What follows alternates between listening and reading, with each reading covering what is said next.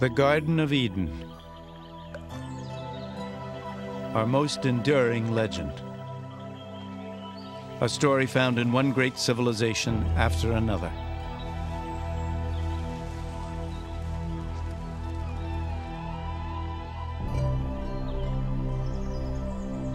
A story of seduction, the wrath of God,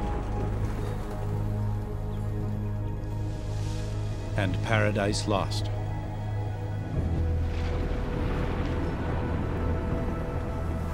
But is it merely a fable? Is there evidence the great stories of the Bible might be true? Was there ever really such a place as Eden?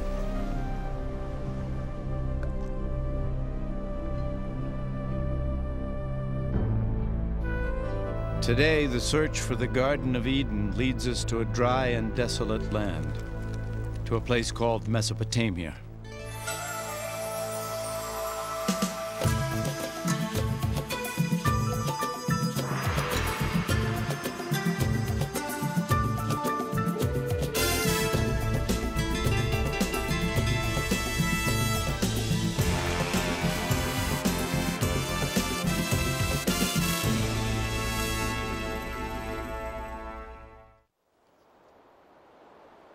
This is the land where the first seeds of human civilization were sown.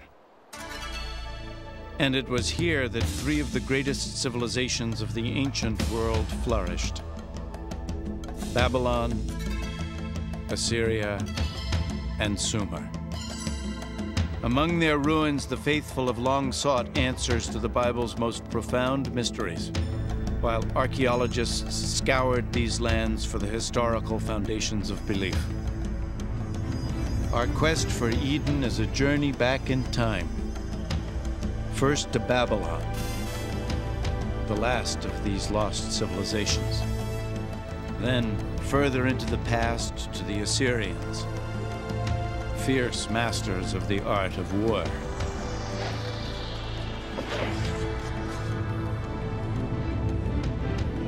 And finally, to a moment in the past so distant, only Eden could have preceded it.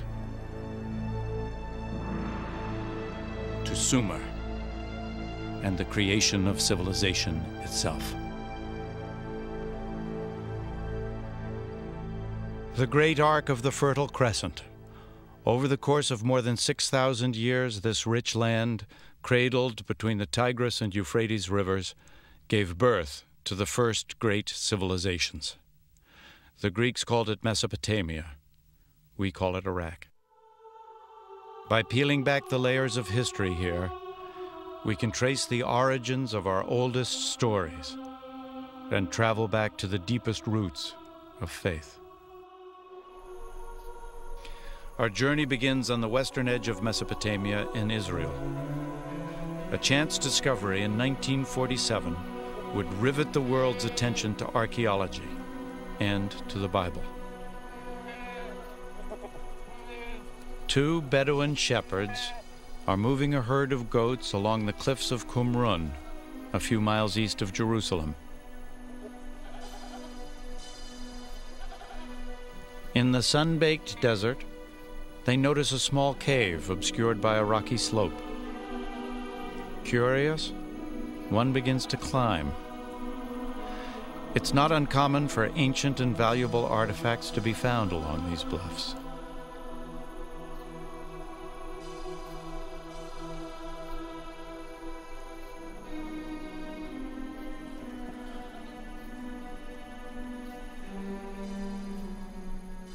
Inside the cave, the shepherd discovers the wreckage of ancient pots, leather scroll fragments, and some papyrus sheets, all untouched since the time of Jesus. These writings by an obscure Jewish sect called the Essenes would come to be known throughout the world as the Dead Sea Scrolls. In surrounding caves, hundreds of ancient scrolls would eventually be unearthed. One of them would prove to be the earliest known version of the Old Testament, including the crucial first 5 books, known to the Jews as the Torah. The Dead Sea Scrolls instantly became the focus of a tremendous international uproar as scholars and theologians fought over their ownership and their meaning. And the sensation was outstanding. This was described as one of the most outstanding archaeological finds anywhere. So they are very precious to the Jews because they are Jewish. It comes from a very crucial period in Jewish history. They are very precious to the Christians because they are contemporaneous with John the Baptist and Jesus and so on. So they are very informative, but beyond that, we have a great emotional attachment to this library. The Bible has always been a book read from 2 points of view, the sacred and the historical. A traditional Torah is always written by hand. The words are read aloud as the scribe writes, so they become a living prayer, and each Torah is considered holy from the moment it is written. But the historical accuracy of the Bible has never been so easily confirmed. It's an effort that continues to this day. Some of the books of the Bible are excellent historical books. As a matter of fact, the earliest historical books that we have. And quite accurate, because we have cross-references from other sources, and they are found to be mostly very precise. So they are very important. The discovery of the Dead Sea Scrolls was the most famous event in biblical archaeology, but it was by no means the first. The urge to explore biblical history has a venerable tradition. It's a search that began in the Holy Land, but would lead to Mesopotamia. Throughout history, crusaders, mystics, and believers have been drawn to sites where the great Bible stories took place. But with the arrival of the 19th century, a new kind of pilgrim sought to fortify their belief in the Bible through the infant science of archaeology. Surely, there could be no greater confirmation of their faith than to prove that biblical history was true. The first aim of the biblical archaeologists was to locate sites mentioned prominently in the biblical narratives and to see if any illustration of those tales could be found. To use the ancient pottery, the ancient city walls, the ancient weapons as illustrations of biblical stories that all of them had been taught from their childhood.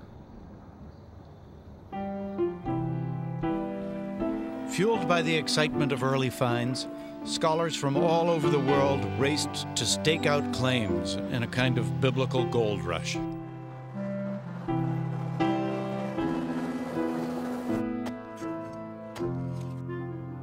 Competing British, German, and French archaeologists descended on the Holy Land. Teams of theological detectives digging for both God and country.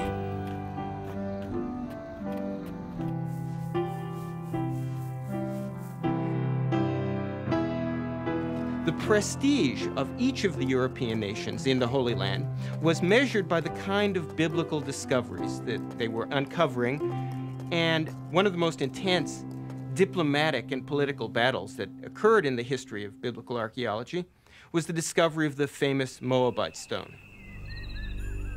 In 1868, deep in the land of Moab, Bedouins of the Bani Hammada tribe stumbled onto a mysterious stone tablet buried in the desert. The tribesmen were no strangers to the antiquities of the area or to their value to Europeans.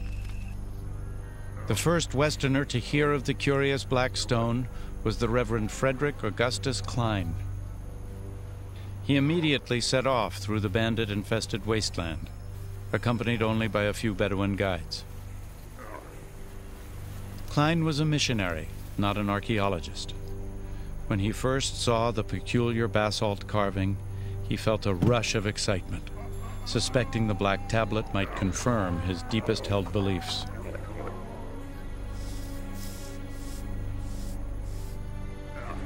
He examined the stone and made a rough impression of the inscription.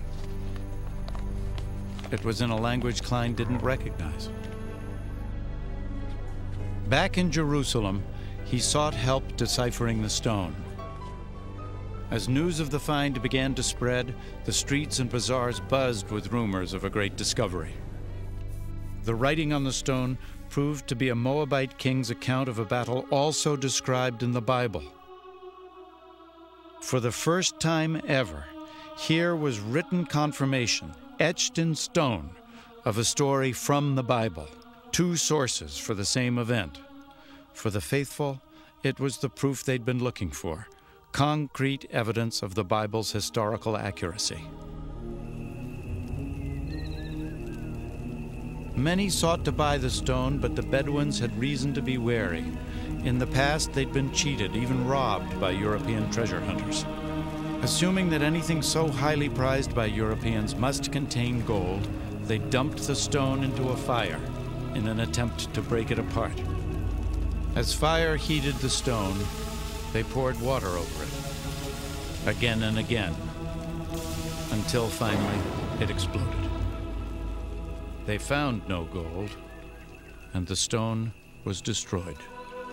The first archaeological confirmation of a Bible story, the first corroborating evidence ever found in the Holy Land, was shattered.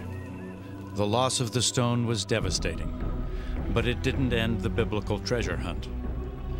Now that the Bible itself was verified as history, it pointed the way even further into the past, back more than 2,500 years ago, to a great empire ruled from Babylon, to the very moment the Bible itself was born. The year is 586 BC. The armies of Nebuchadnezzar, king of Babylon, descend on Jerusalem with the wrath of an angry God. It is almost 6 centuries before the birth of Christ. The Romans have not yet even dreamed of empire. It is a dark chapter in the history of the Jews, while Babylon's fierce star is rising. The Bible describes the Babylonian attack. Homes are pillaged, King Solomon's temple is set ablaze and utterly destroyed. 10,000 Israelite captives, princes, soldiers, artisans, and scribes, all are led to Babylon in chains. The Israelites crossed more than 500 miles of desert, following ancient trade routes across modern-day Jordan, Syria, and Iraq to Babylon. In Psalms 137, the Israelites lament, "By the rivers of Babylon there we sat down and wept when we remembered Zion. How shall we sing the Lord's song in a foreign land?" Broken and exhausted, the Israelites entered Babylon in awe of its scope and frenzy. Torn from the modest city of Jerusalem, they beheld the majestic capital of the ancient world.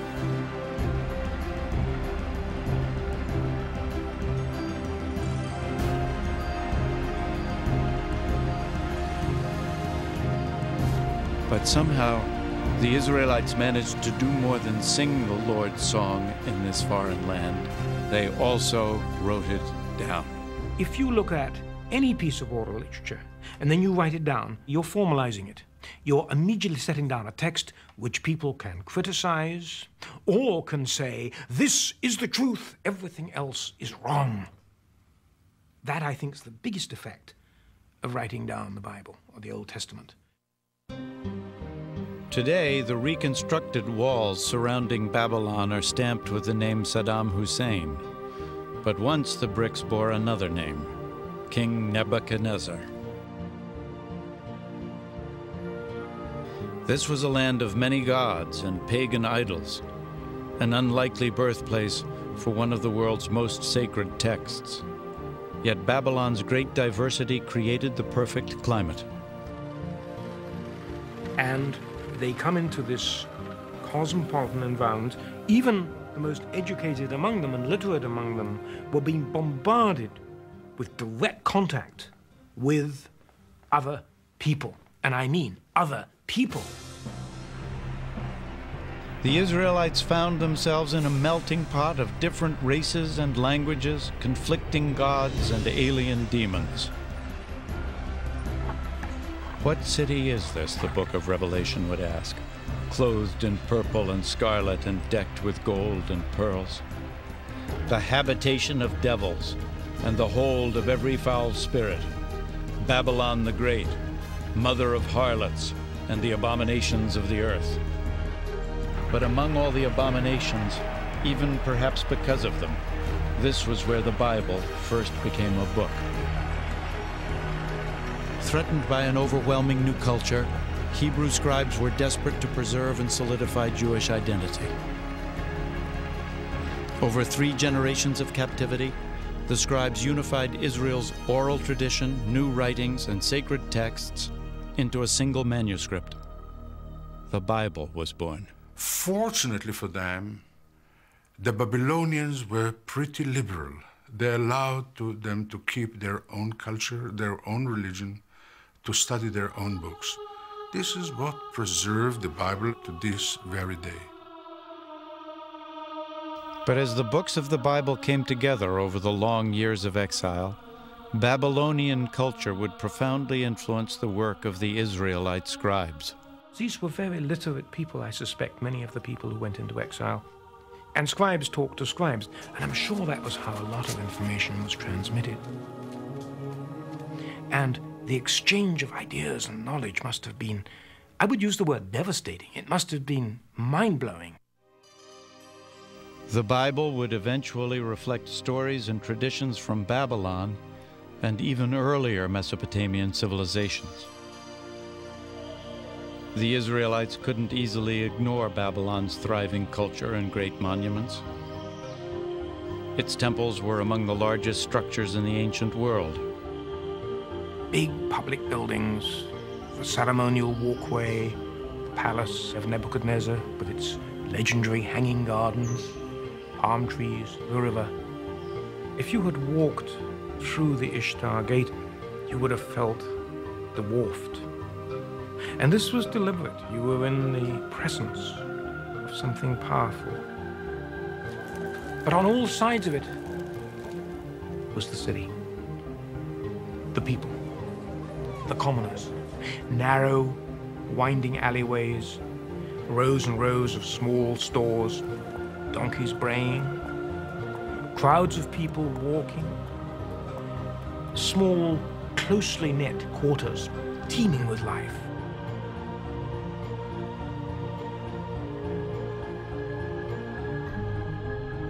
And it was here, the Bible tells us, that one of antiquity's most extraordinary monuments soared into the sky, the Tower of Babel. For ages, adventurers and pilgrims hoped that finding the famous tower would prove the truth of Bible stories. One seeker who failed would write, "No man durst go near to the tower, for it is all desert and full of dragons and great serpents, and full of diverse venomous beasts." Medieval travelers claimed they had found the tower, this spiral minaret still standing in northern Iraq.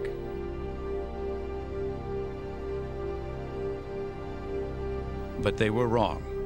This tower was built 1,500 years too late and far from the walls of Babylon.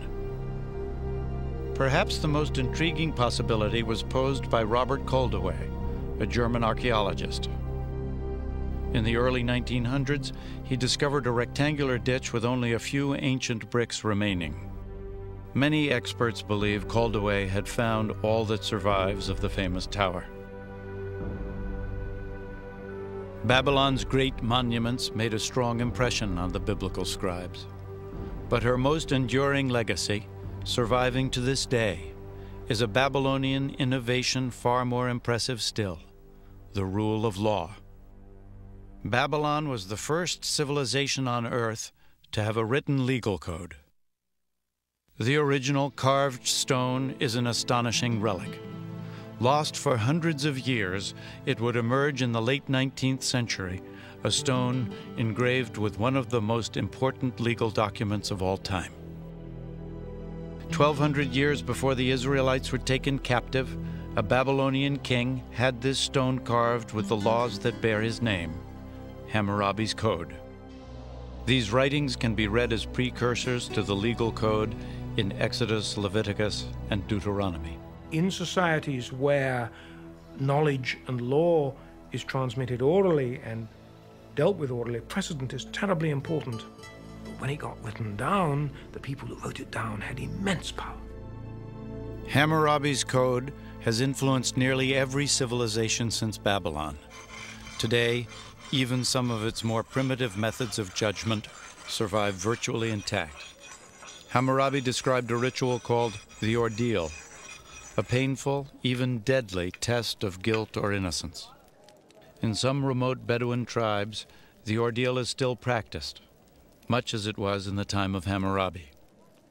In this rare footage, a holy man called the Mubashi will judge the accused by examining their tongues after they lick a red-hot iron spoon.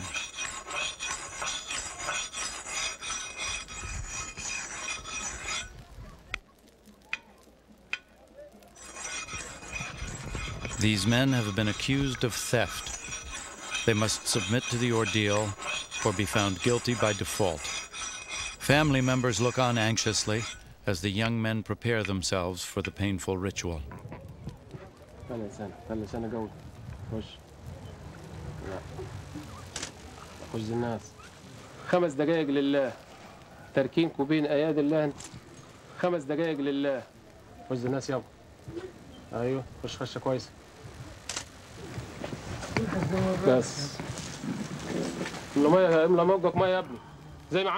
Water doesn't ease the pain.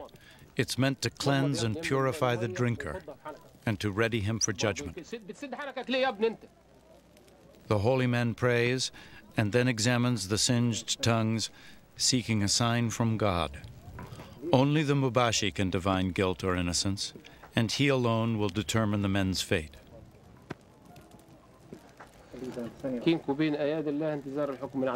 At last, a verdict. One man is found innocent, to the great relief of his family. The other is not as fortunate. Declared guilty, he will be fined for his crime. The ordeal is an intriguing modern-day echo of Hammurabi, but his laws reach even more directly into the present through the Bible. Thou shalt not kill.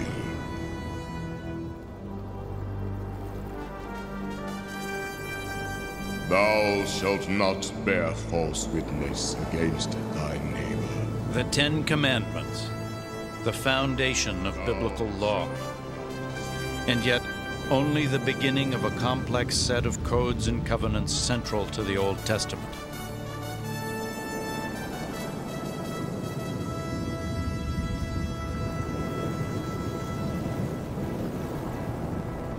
And in these laws, the clear voice of Hammurabi can still be heard.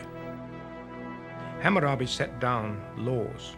He didn't innovate a great deal. He merely set down in writing laws which had operated by precedent for hundreds, if not thousands of years, an eye for an eye, a tooth for a tooth, and principles like this, many of which are still codified in law today.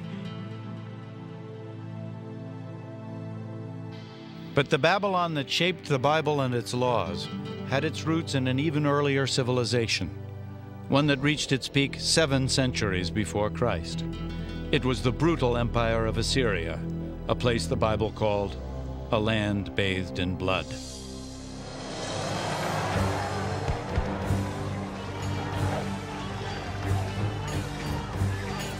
Deadliest of all Mesopotamian armies to sweep through the ancient world were the Assyrians.